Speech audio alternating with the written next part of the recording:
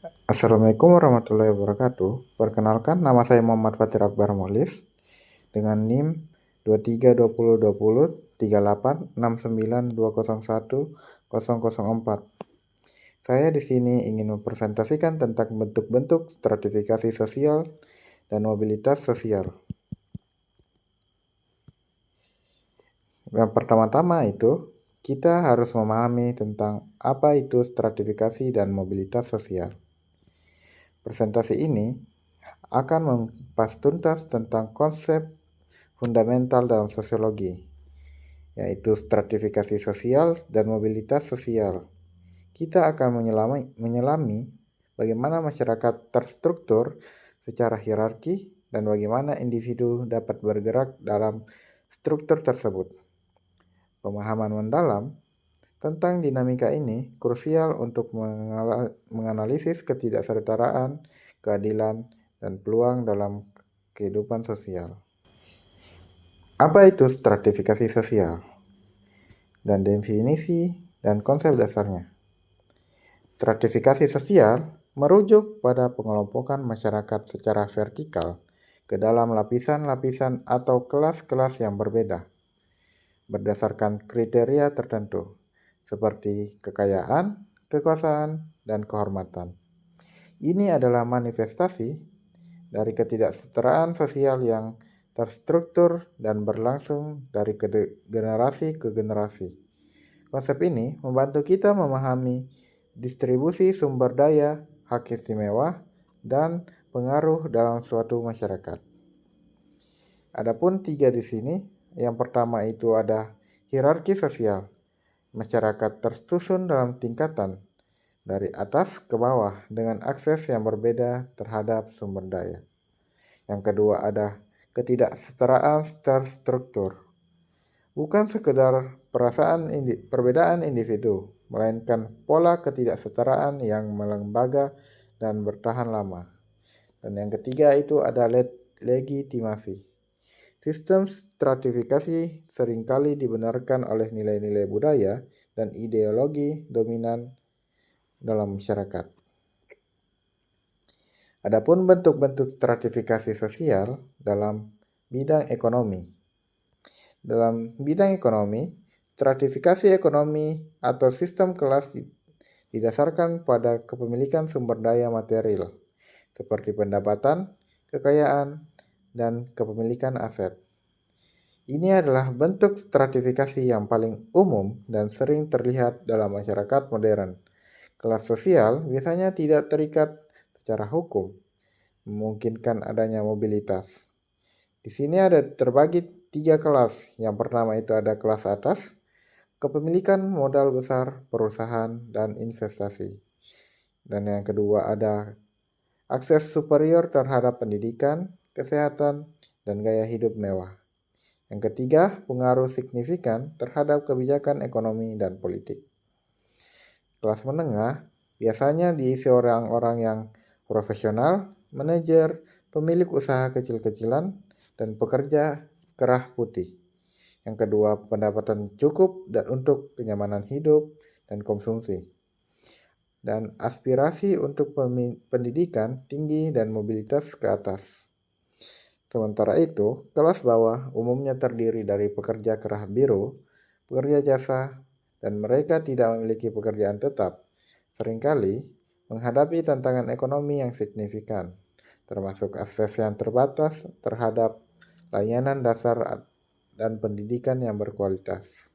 Selanjutnya itu ada bentuk-bentuk stratifikasi sosial.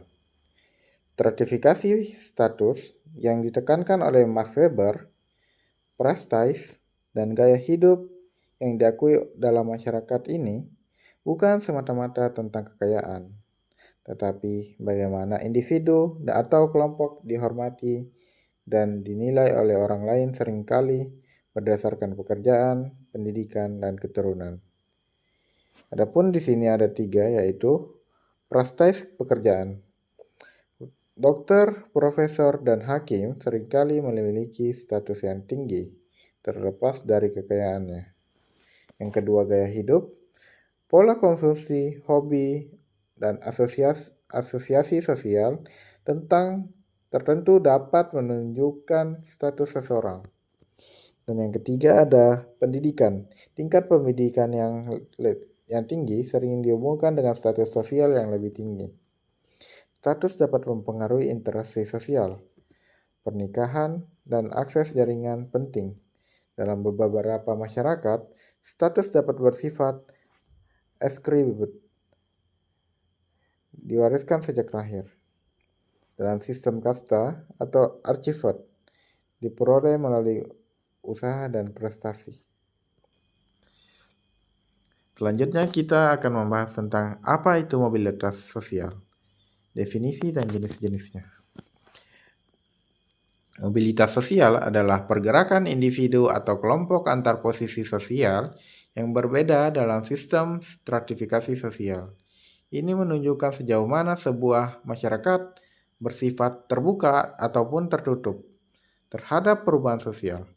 Mobilitas sosial adalah indikator penting bagi dinamika sosial dan potensi perubahan dalam struktur masyarakat. Adapun 4 jenis-jenis mobilitas sosial yaitu mobilitas vertikal, pergerakan atas naik status atau bawah turun status dalam hierarki sosial. Yang kedua ada mobilitas horizontal, perubahan posisi tanpa perubahan status relatif. Misalnya pindah pekerjaan dan tingkat prestasinya sama. Yang ketiga mobilitas antar generasi, perubahan status sosial antar generasi orang tua anak-anak mereka. Yang keempat mobilitas intergenerasi, perubahan status sosial yang dialami oleh individu selama masa hidupnya sendiri. Selanjutnya itu ada faktor pendorong mobilitas sosial. Berbagai faktor pendorong individu atau kelompok untuk mengalami mobilitas sosial baik vertikal maupun horizontal. Faktor-faktor ini mencerminkan kesempatan dan tantangan dalam struktur sosial. Memahami pendorong ini penting untuk merancang kebijakan yang mendukung pemerataan kesempatan. Faktor pertama yang mendukung mobilitas sosial itu ada faktor pendidikan. Akses dan kualitas pendidikan yang lebih tinggi seringkali menjadi kunci untuk pekerjaan bergaji tinggi dan status sosial yang lebih baik. Yang kedua itu ada perubahan ekonomi. Pertumbuhan sektor ekonomi industri baru menciptakan lapangan kerja dan peluang mobilitas. Secara resesi dapat menghambatnya. Urbanisasi. Migrasi dari desa ke kota seringkali membuka peluang ekonomi dan pendidikan yang lebih besar. Yang keempat itu ada perkawinan campur. Menikah dengan individu dari strata sosial yang berbeda dapat mengubah status sosial Anda. Yang kelima, ada inovasi teknologi. Kemunculan teknologi baru dapat menciptakan potensi baru dan mengurangi permintaan untuk profesi lama. Tadi kita sudah membahas tentang faktor pendorong. Kita selanjutnya akan membahas tentang faktor penghambat mobilitas sosial. Meskipun faktor pendorong mobilitas sosial tidak terlalu mudah dicapai, bagaimana rintangan dapat menghambat individu atau kelompok untuk bergerak naik. Struktur sosial faktor-faktor ini sering berhubungan dengan ketidaksetaraan struktural ataupun diskriminasi. Yang pertama itu kemiskinan struktural. Lingkaran kemiskinan yang sulit diputus karena kurangnya akses terhadap pendidikan, kesehatan, dan modal. Diskriminasi. Perlakuan tidak adil berdasarkan ras, etnis, gender, agama, dan orientasi seksual yang membatasi peluang. Kurangnya modal, sosial, dan budaya. Keterbatasan jaringan sosial, norma, dan nilai-nilai yang mendukung kemajuan. Selanjutnya itu ada keterbatasan pendidikan berkualitas. Sistem pendidikan yang tidak merata menghambat individu dari latar belakang kurang mampu untuk bersaing. Perbedaan kekayaan awal. Kekayaan yang diwariskan memberikan keuntungan yang signifikan dalam akses sumber daya dan investasi. Kebijakan yang tidak mendukung. Kebijakan pemerintah yang tidak mempromosikan kesetaraan kesempatan atau justru memperburuk kesenjangan.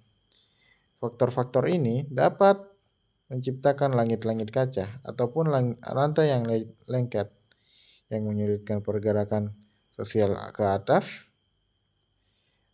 terutama bagi kelompok-kelompok marginal. Mungkin cukup sekian yang bisa saya sampaikan pada materi kali ini. Lebih dan kurangnya mohon dimaafkan. Wabillahi taufiq wal hidayah. Wassalamualaikum warahmatullahi wabarakatuh.